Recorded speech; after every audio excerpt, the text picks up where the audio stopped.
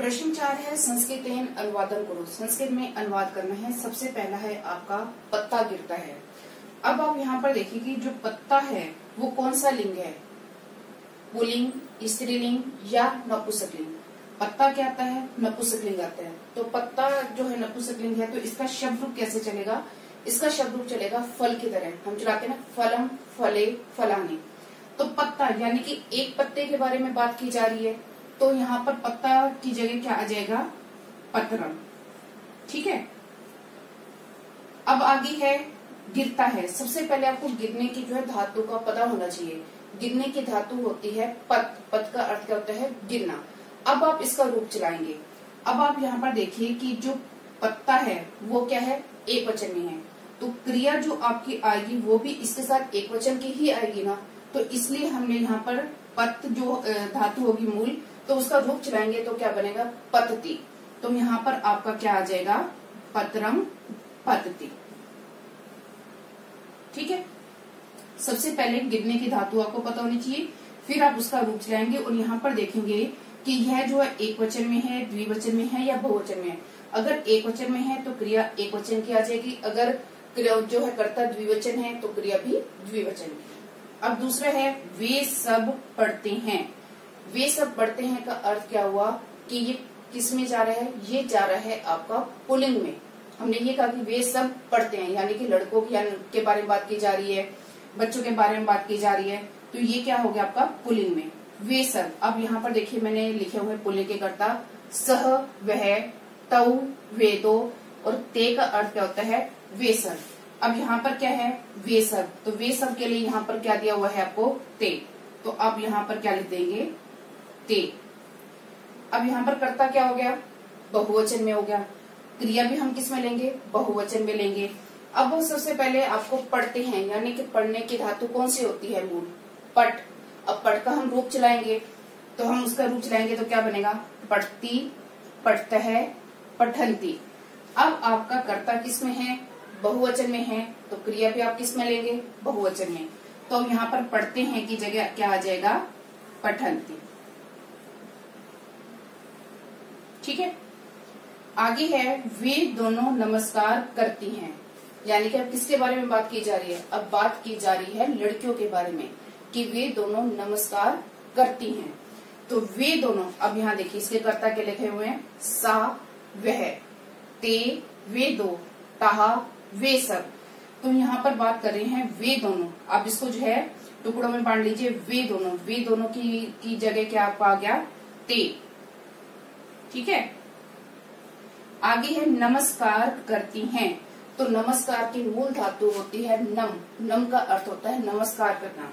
अब यहाँ पर ये कर्ता क्या है, द्विवचन में है, तो हमने जो है क्रिया लेनी है वो भी क्या लेनी है, द्विवचन की लेनी है। यहाँ पर देखिए धातु लिखी हुई है नमती, नमतः, नमंती। अब आपने जो लिया था वो क्या था, कर्ता द्विवचन में, तो क्रिया भी किस में जाएगी आपकी, द्विवचन में। तो यहाँ पर क्या आ जाएगा, ते, नमतः। अब आगे है आपका बेटा दो सैनिक रक्षा करते हैं। दो सैनिक, सैनिक किसमें होते हैं, पुल्लिंग में। तो आपको पता है कि सैनिक का रूप कैसे चलेगा, सैनिक यानी कि अकारांत है। अकारांत कौन से होते हैं, पुल्लिंग शब्द रूप होते हैं। तो आपने जो है बालक की तरह रूप चलाना है। सैनिक है, सैनिकौ, दो सैनिक की बात हो रही है, तो दो सैनिक के लिए यहाँ पर आप क्या लिख देंगे, सैनिकौ। ठीक है, सैनिकौ। रक्षा करते हैं, कर्ता द्विवचन, तो क्रिया भी द्विवचन। तो अब आपने रक्षा करते हैं, तो रक्षा करने की धातु होती है रक्ष। अब आप इसका रूप चलाइए, क्या बनेगा, रक्षति, रक्षतः। सैनिक द्विवचन में आ गया ना, तो यहाँ पर जो क्रिया है वो भी द्विवचन की आएगी, तो क्या आ जाएगा आपका, रक्षतः। ठीक है। तो इस प्रकार से आपने ये अनुवाद करना है। चलिए अब हम आगे देखते हैं। आगे क्या है आपका, वे सब नाचती हैं। आगे वे सब नाचती हैं, पढ़ो, वे सब नाचती हैं। ठीक है, नाचती हैं। अब क्या है, वे सब, वे सब यानी कि नाचती हैं स्त्रीलिंग में जा रहे हैं, तो वे सब के लिए क्या आ गया, यहाँ पर आपको क्या दिया गया है, तहा। वह, वे दो, वे सब, तो वे सब के लिए आपका क्या आ गया, तहा। नाचती हैं, इसकी मूल धातु क्या होती है आपकी, नृत। नृत का अर्थ क्या होता है, नाचना। अब हम इसका रूप चलाएंगे तो वो क्या बनेगा, नृत्यति, नृत्यतः, नृत्यन्ति। तहा बहुवचन, तो हमने यहाँ पर क्या लिया, नृत्यन्ति। ठीक है। अब आगे है बेटा आपका कन्याएं जाती हैं।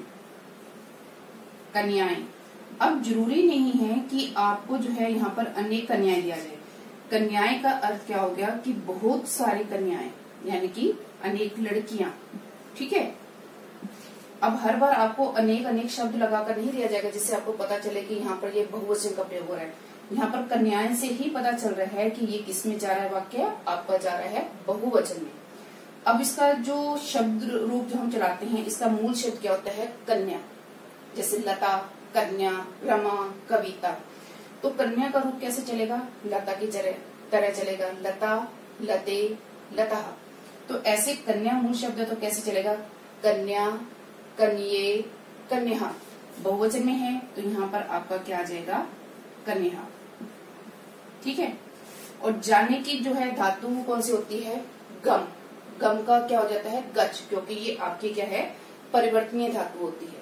देखिए जैसे यहाँ पर लिखा हुआ है गच्छति, गच्छतः, गच्छन्ति।